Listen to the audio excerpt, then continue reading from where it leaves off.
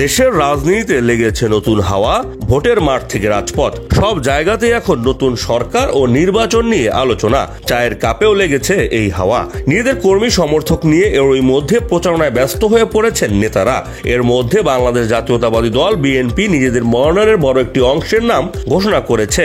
জাতীয় নাগরিক পার্টি এনসিপিও শুরু করেছে মনোনয়নপত্র বিক্রি। তবে এর মধ্যে আলোচনায় উঠে এসেছে 4 নারী নেত্রীর নাম, যারা দেশের ভবিষ্যৎ রাজনীতিতে গুরুত্বপূর্ণ ভূমিকা রাখতে চলেছেন।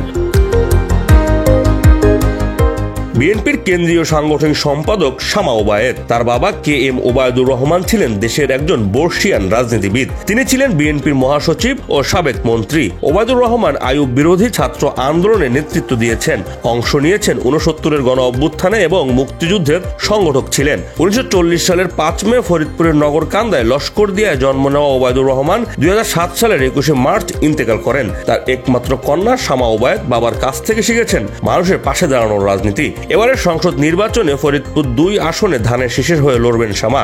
আগামীর রাজনীতিতে তার ভূমিকা থাকবে গুরুত্বপূর্ণ, এমনটাই মনে করছেন অনেকে। আগামী জাতীয় সংসদ নির্বাচন সামনে রেখে 237টি আসনে সম্ভাব্য প্রার্থীর নাম ঘোষণা করেছে বিএনপি। তবে বহুল আলোচিত ব্রাহ্মণবাড়িয়া 2 আসনে এখনো প্রার্থী ঘোষণা করা হয়নি। বিএনপির ঘাঁটি হিসেবে পরিচিত এই আসনটি জোটের শরিকদের ছেড়ে দেওয়া হতে পারে বলে গুঞ্জন রয়েছে। তবু মনোনয়নের আশায় ভোটারদের দ্বারা দ্বারে ঘুরছেন বিএনপির কেন্দ্রীয় সহ আন্তর্জাতিক বিষয়ক সম্পাদক ও সংরক্ষিত নারী আসনের সাবেক সংসদ সদস্য ব্যারিস্টার রুমিন ফারহানা। মনোনয়ন এখনো না পেলেও তার প্রচারণা থেমে নেই। প্রতিদিনই নেতা কর্মী ও সমর্থকদের সঙ্গে 2 উপজেলার প্রত্যন্ত অঞ্চলে প্রচারে ব্যস্ত থাকেন তিনি। জাতীয় নাগরিক পার্টি এনসিপির জ্যেষ্ঠ যুগ্ম সদস্য সচিব তাসনিম জারা। রাজনীতির নতুন নাম হলেও ব্যক্তি জীবনে তিনি দুর্দান্ত মেধাবী। রাজনীতিতে তার প্রবেশকে অনেকেই নতুন সম্ভাবনা হিসেবে দেখছেন। সম্প্রতি বাংলাদেশের স্বাস্থ্য খাত নিয়ে তাসনিম বলেন, দেশের স্বাস্থ্য ব্যবস্থা এখন গভীর সংকটে, যেখানে আমূল পরিবর্তন ছাড়া কোনো সমাধান সম্ভব নয়। এই পরিবর্তন আনতে হবে শুধু স্বাস্থ্য কর্মীদের জন্য নয়, সেই কোটি রোগীর জন্য যারা প্রতিদিন ন্যূনতম চিকিৎসা পেতে সংগ্রাম করছেন। আগামীর রাজনীতিতে তার সরব উপস্থিতি নতুন দিগন্তের ইঙ্গিত দিচ্ছে।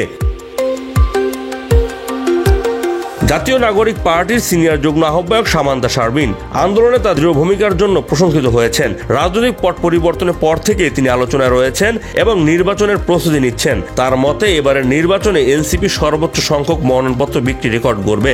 একদিনে 48 জন অনলাইনে ফর্ম পূরণ করেছেন এবং সরাসরি ফর্ম সংগ্রহ করেছে আরও 10 জন। স্বচ্ছতা বজায় রাখতে এনসিপি ক্রাউড ফান্ডিং এর মাধ্যমে নির্বাচনী প্রচারের তহবিল গঠন করছে, যাতে সাধারণ মানুষও অংশ নিতে পারে।